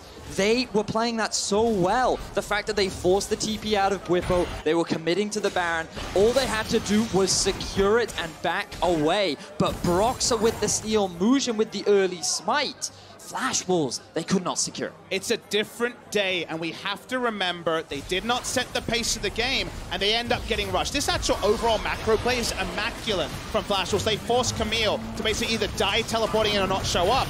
The Taliyah had already used her Weaver's Wall. There's no way for her to get there. It's 5 people rolling in to kill. Okay, so far so good for Flash Wolves. The moment Camille sticks to bot side, we know she can't get there. She doesn't have teleport. They try to rush down the Baron, but they have to kill Olaf. But they get rushed. The Baron falls long enough. They try a 50-50, and it doesn't go their way. Caps is also just continuously damaging the Baron, trying to get it within smite range for Broxa. He gets so low, and then here we see the smite comes in early from Muujin because he thinks that Broxa will go for an early smite. The burst doesn't come in from the rest of Flash Wolves. Now Fnatic are the ones in control of the map. And Camille is a champion with turret threat. They can't pull back again and again. They had to play with a risk. That risk proved too much. The Flash was up on Broxa.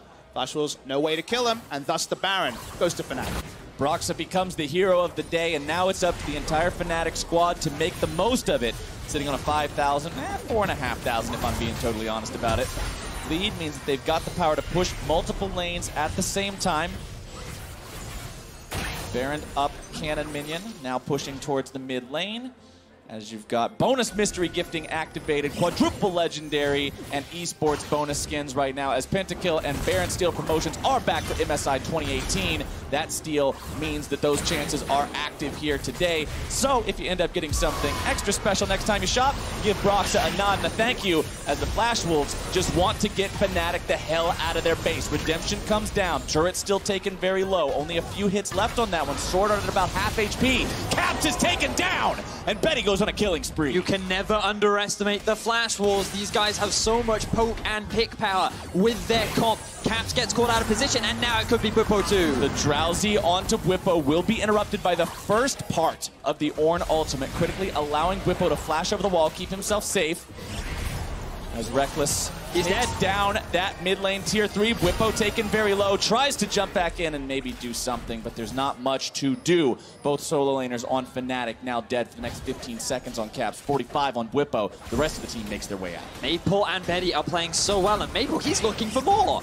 Maple does find the Sleepy Trouble Bubble down onto the Tahm Kench. However, the cleanse will get Hylissang away just fine. Drake is alive. Could be cloud number 1. 2 Oceans already under the belt of the Flash. I think Maple picked up a Predator somewhere there. That's just what can happen with the Zoe on the map still. Fnatic with a pretty poor siege comp. The Taliyah and the Sivir couldn't do turret damage until they had gone for the kill onto the Camille. They break the base in 2 spots. They take out the bot lane inhibitor, and maybe a Drake claim, but nothing to write home for Flash Wolves. And Fnatic are really only one team fight away from a game victory. But the thing is, the way in which Flash Wolves are playing, and the fact that for a lot of this game, it feels like that Maple has been finding constant picks.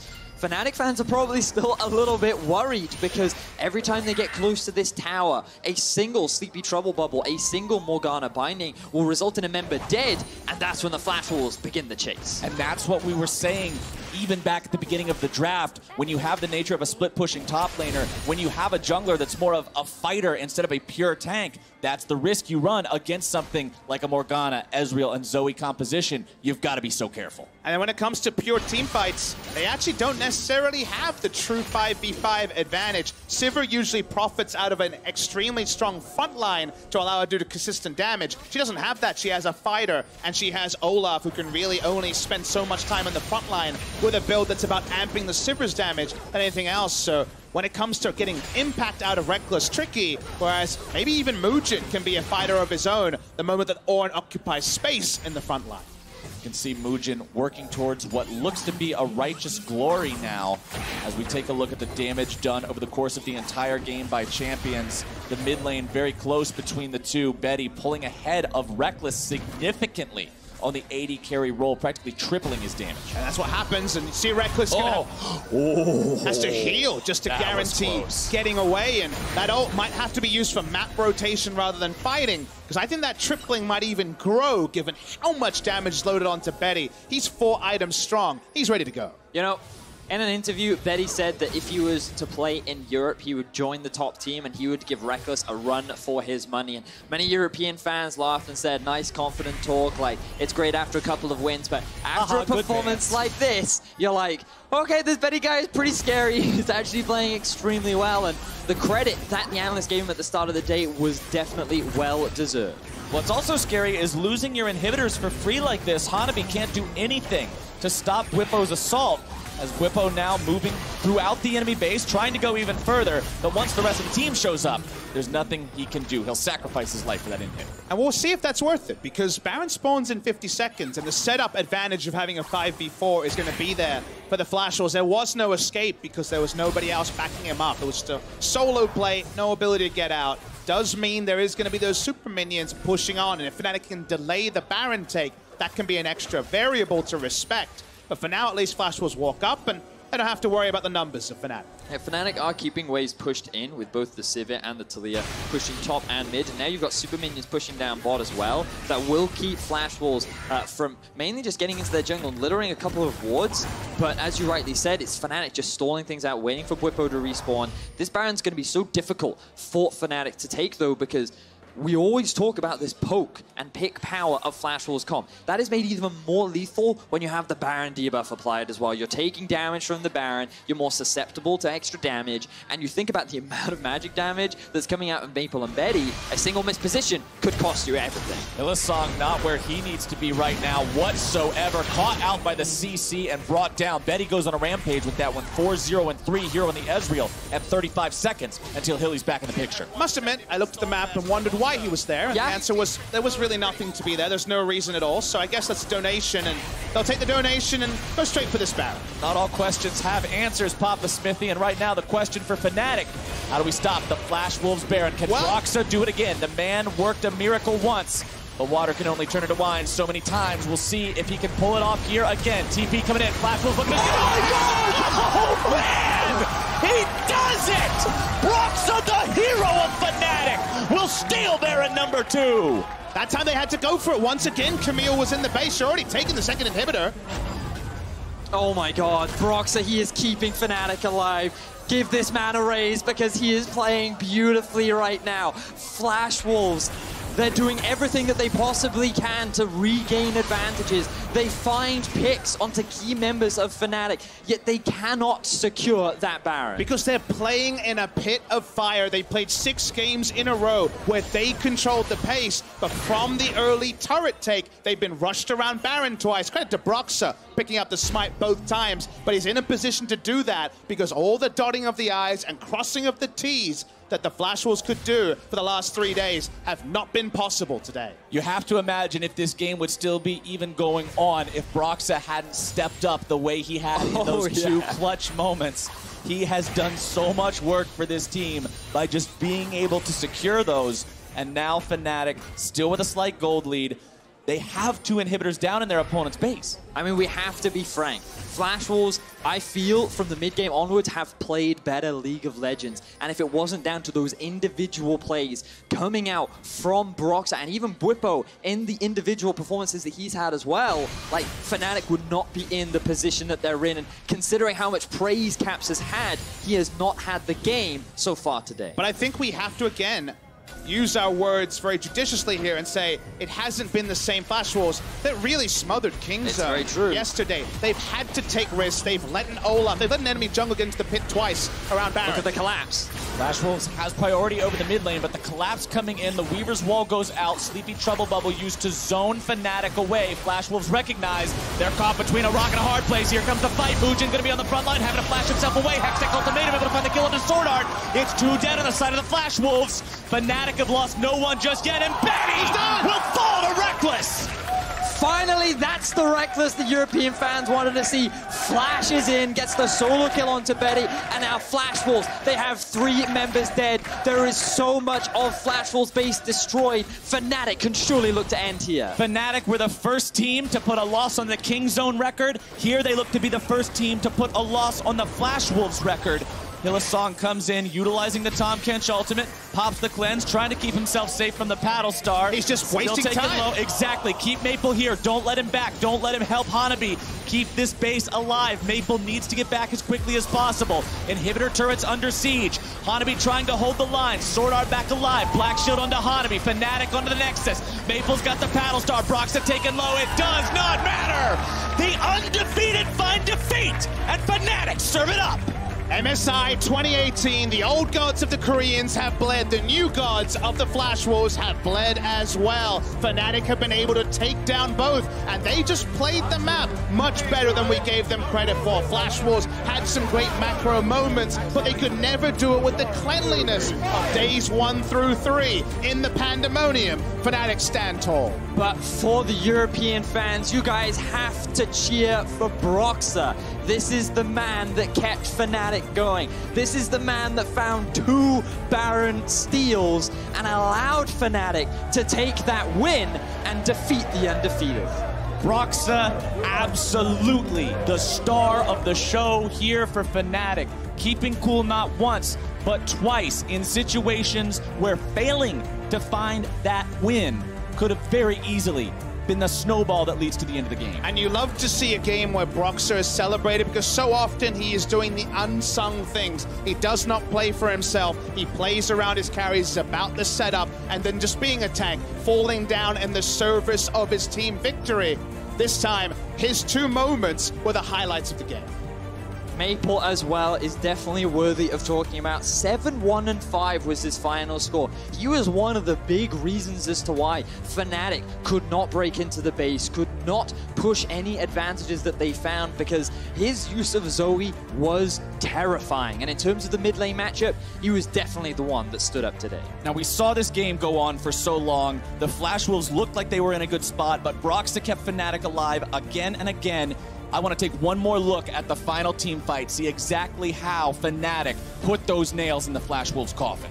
This is really a case where, you know, who was trapped in with who was the question, but if you notice the Ornn, he doesn't feel like he should teleport and he's walking up. And that means that, well, the initiation starts and it looks good very early for Fnatic. Yeah, and the thing is here is that Reckless this time is just playing so much more confidently. There's nothing that he's afraid of. He knows he's in a better position with his team, setting up the engage, and he can just freely get all those damage down onto those multiple And what do we say? It's going to be hard for him to team fight when he has to respect the Ornn ult and the Ornn zoning. Ornn wasn't there. There was nothing to respect. The ult was down very early from Xin. Reckless goes forwards, he starts those auto attacks, he mows down the side of the Flash Wolf. And now that battle for second place becomes all the more exciting. We're going to need 4-3 team. RNG have the 2-0 head-to-head over Fnatic. Fnatic took a win off the team that is yet to lose a game and even have a win over Kingzone, whereas Kingzone, like, there's a risk they might even finish down into 4th place, which defies all expectations. There's a very spicy future ahead of us, boys, based on how these games have been playing out so far. And even at the end of that game, when we saw Hylissang make the noble sacrifice to keep the Zoe in place, Fnatic knew what they had to do to win from the start. And for more on that win, let's go ahead and throw things over to Shox in the top laner. Thank you very much. I'm here with Buipo. After you guys pulled that game out versus the Flash Wolves, you immediately said, I don't want to be interviewed. Interview Broxa. Tell me exactly how thankful you are to Broxa for those Baron steals. I think Broxa just really... There's really no words, right? Because our strategy was actually before the game is we were planning on doing this, and we're like, okay, when it comes to the Baron and they go for it, just 50-50 it. And if he gets the Baron, we end the game. And then I was really disappointed because we got that one Baron and it failed really badly. So I was really disappointed in myself that I couldn't like take the Camille and end the game there with the first Baron, which you should have been able to. And then he took the second one and just basically gifted us the game for free, which was really, really insane. It was crazy by him. I heard you talking about the fact that you thought that the side laners had to step up for Fnatic. Now it is Broxa that delivers you this, but you did play the Camille, which is a different style. You know, that is a carry. Talk to me about that pick and if that is something you guys want to do again. We feel like a lot of the teams right now, like for example, Flash Wolves especially, tend to ignore side waves when they play tanks. And we think that this type of champion, like the first game we played, you know, I was this way and I was like 100 and whatever CS up on him because he just refused to go side. So opted into a champion that would just end the game if you try and do that. So I think the Camille pick is something we might revisit. I'm not 100% sure on how we feel, as I do think we failed on execution here and there. But all in all, it looked pretty okay. It did look good, and I have to ask about your personal experience. There was a bit of up and down. After the finals, I talked to you. You caught a bit of flack for being too confident, but you came here and you beat Khan. So where's Buipo's mind at right now? Right now, I just want to make sure our team gets out of groups. Once we lock into Paris, I might be a little more active and pipe up a bit more. But right now, I'm just trying to be humble because, honestly, we need to get to Paris. I think as Fnatic right now is our biggest shot. The tournament's incredibly competitive, and even in the games we played, even the games we lost, I feel like we could have won those games. We could have been the 7-0 team right now. And I hope we get to show that form in the playoffs if we do get there. So I'm just trying as hard as possible to get us there. Okay, fantastic. Well, these guys are all rooting for you. Fantastic job. Congratulations, Buipo. Over Thank to you. Guys. Thank you so much. Thank you very much, Shocks. Buipo recognizing the craziness of the group stages, saying that the way the team has looked at it up to this point is that they could have been the 7-0 team at this point. But guess what? They're the first team to hand Flash Wolves a loss here in this very ugly game. Very ugly and messy game, but ultimately Broxa coming up with 2 tremendous smite steals to secure it for Fnatic. Yeah, talk about clean. I mean, there are so many stories going on with Fnatic at this tournament because game to game, different people have been stepping up and different people have been underperforming, but Broxa has definitely had an amazing tournament, and it caps it off here with multiple Baron steals on the Olaf in very, very clutch situations. The first one is where I'm going to throw criticism to Flash Wolves. He missed damage earlier on that would have killed him, and also because Reckless opted to push mid, there were only 2 people for the 5 that are in the pit for Flash Wolves. So whenever you're in these situations, you know, there's a Sivir pushing mid, there's a Camille pushing top, you want to rush. They didn't actually have to rush here. And this one was just kind of icing on the cake. That is the cleaner Baron steal because there was a much larger time pressure, and he really pulled that one off. Again, the veteranship, though, to have that high blood pressure situation where he remains calm, finds the smite twice in the game, and saves it for them. But I do want to kick back to day 1 of Flash Wolves. This is a big reason why we were a bit hesitant to pick them up and start running with this miracle success story of looking towards the undefeated tournament. Flash Wolves really struggled to set up specific objectives like the Baron, and it bit them in the ass here. Yeah, and listen, I think Broxa, that's not just those 2 Barons he secured. They were in the reverse scenario against Stark yesterday, where there were 2 Baron steals that they were able to stop. And secured it. So that's actually 4 in a row in those really high-pressure situations that he's been able to secure Baron. Cold-blooded.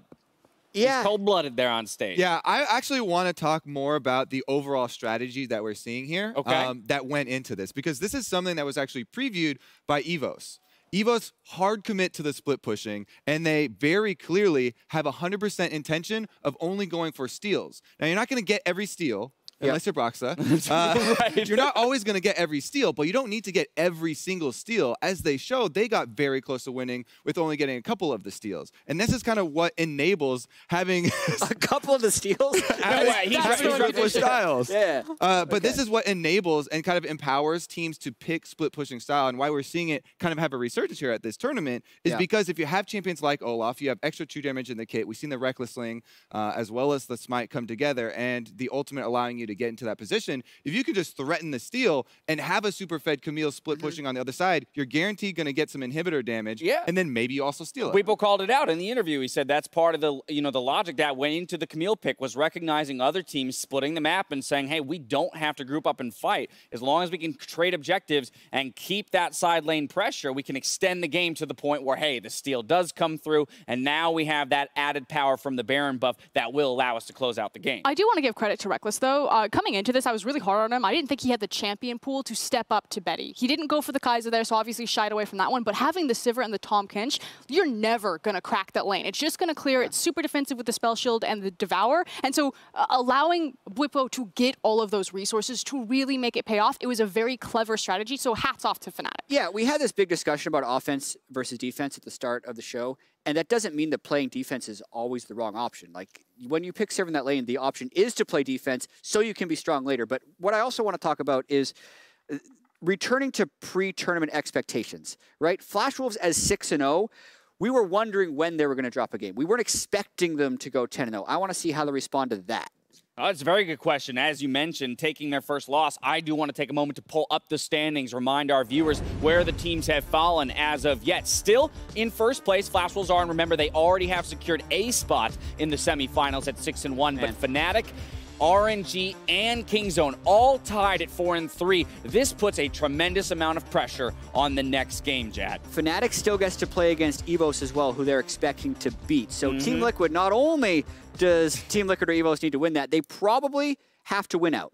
I feel like all those top 4 teams are at least getting 5 wins. So either EVOS... So Team Liquid, not only does Team Liquid or EVOS need to win that, they probably... After the break, EVOS, rather the 2 last place teams, EVOS and Team Liquid, look to secure a monumental win in the fight for the semifinals. We'll be right back. Coming for that. Over the wall they go. Hextech ultimatum going to be issued. They do take Sword Art down. Betty barely going to be getting himself away. Mugen can't quite find the damage. Uses the ultimate, looking to get himself out. Can't quite do it. Reckless grabs the kill, but the Mystic shot will not find the kill just yet. Maple going to be taken low and down. Mugen looks to zone away the bottom lane of Fnatic. Ornal comes through. True Shot Barrage also going to fire after it. Audacious Charge continues as Mugen goes in and finds the kill. Broxa wanting to try to steal this one away. Going to be taken very low. They want to try to shut him down. Baron down to about 1K. Where's it gonna go? They got it for Fnatic! Oh, they're actually just carrying us. See if he can pull it off here again. TP coming in. Flash Wolves looking to see. Oh man! He does it! Broxa, the hero of Fnatic! Black Shield onto Hanami. Fnatic onto the Nexus. Maple's got the Paddle Star. Broxa taken low. It does not matter!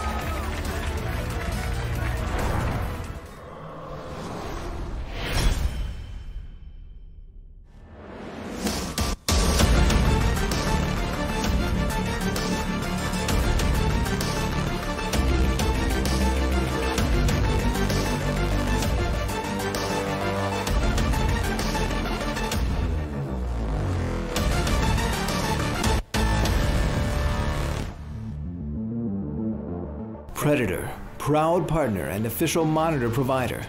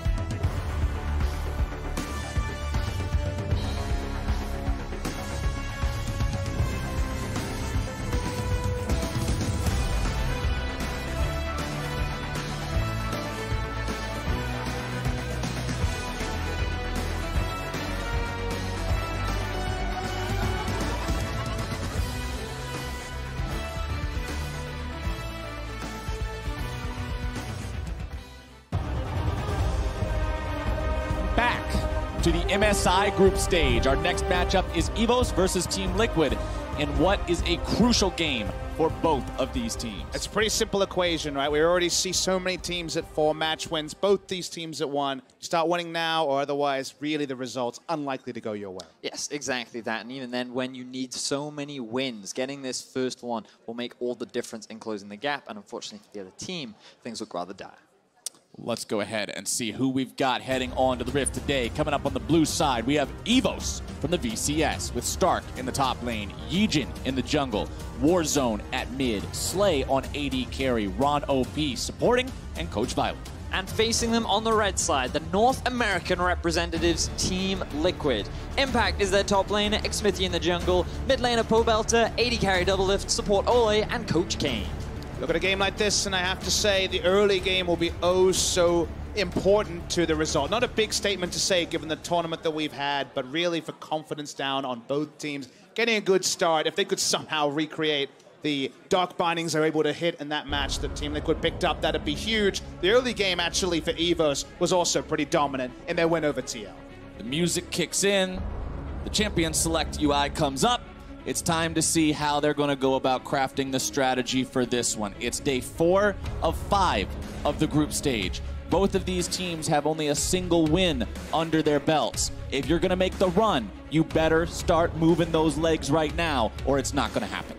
Now, what I find really interesting is that for EVOS, Yijin has played 6 different junglers in 6 games, and Ron OP has played 6 different supports in 6 games. That makes predicting their picks kind of hard, but also kind of easy, because it means that you know that they have quite a deep champion pool. Meanwhile, the predictability is up top, as Stark has played 5 games of Orin this tournament. It was actually the game on Camille we remember, where he was always almost able to split forward a lead over Fnatic. Looking at the picks and bans, a lot of junglers banned, but no Trundle. That one does stick out a little bit with the Graves and the Skarner taken out. Trundle's still available. That Ornn that you mentioned that Stark plays so much up, still up. And also, Kai'Sa. We saw an incredible performance in Game 1 today from Uzi on this champion. We'll see if Slay can do something similar. Very interesting to see it jump up as a first pick. To me, the big question mark for Team Liquid would be whether they just played with a very strong winning 2v2 bot lane. That was what I was hoping to see. The AD carry choice, we've seen this matchup a couple of times, and the Kog'Maw side doing better at MSI. To me, this matchup is less about Kog'Maw beats Kai'Sa, as if you can get the support advantage, a range support into a melee, something along like that, those lines, that's where the true power is unlocked. Yep, certainly can be the case now. If this is the lock-in for Liquid, Xmithy's most common jungler so far in this tournament has been the Trundle. We're yet to see a Graves coming out from Yijin, so he could make that champion number 7. And if you're kind of looking at range potential supports or strong lane supports, Braum is one that kind of jumps out to me, given that the Morgana has been banned away and Rakan is taken off the table too. While the Graves is banned away, the Kha'Zix is not, and that's the duo that people really seem to like into the Trundle. No surprise, Stark says, I'm sticking to being a one-trick. I'm going to jump onto the Ornn one more time, but the Kha'Zix all-in potential on the Trundle will make Xmithy have to double think some of his choices, as well, Shen would be a very obvious choice for him. It looks like Liquid going very much towards comfort once again. It was this champion that enabled them to find that win over RNG, and they did have the winning 2 versus 2. You talked a lot about it, Papa Smithy, these support picks. And remember that because Liquid has first pick in the second half of the draft, they could actually pinch the support pool even further, get themselves a guaranteed winning support matchup, and then make life difficult for Slay and Ron in the bottom lane. The other percentage choice is to just look for a mid laner you feel Pobelter can perform on.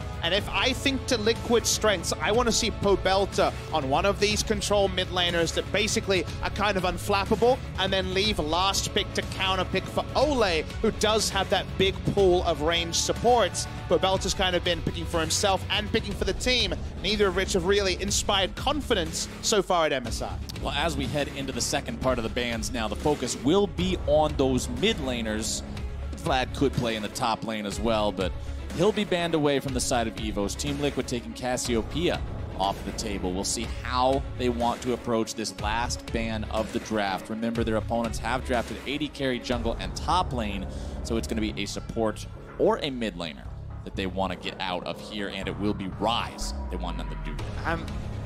A part of me feels like Liquid is thinking about the Tahm Kench right now. You would have the double global aspect of the Tahm and the Shen. It is one of Ole's comfort champions too, and it always is nice to have that extra bit of protection for the Kog'Maw, but it concerns me about the amount of laning value that it provides with you, and if they do go for that, it will mitigate some of the early strength that Liquid has. But the Taliyah would fit what I was hoping for, which was let's counterpick for Ole, guarantee that good matchup, and find a roaming map utility carry in the Taliyah. We'll see what the answer is, but the Cassiopeia, of course, is the normal pick for Warzone. They've been trying to craft a lot of Cassiopeia comps. That's banned away. The Taliyah can assist with the bot lane. Now we're looking on Evos to decide what they're actually going to be pairing with their Kai'Sa.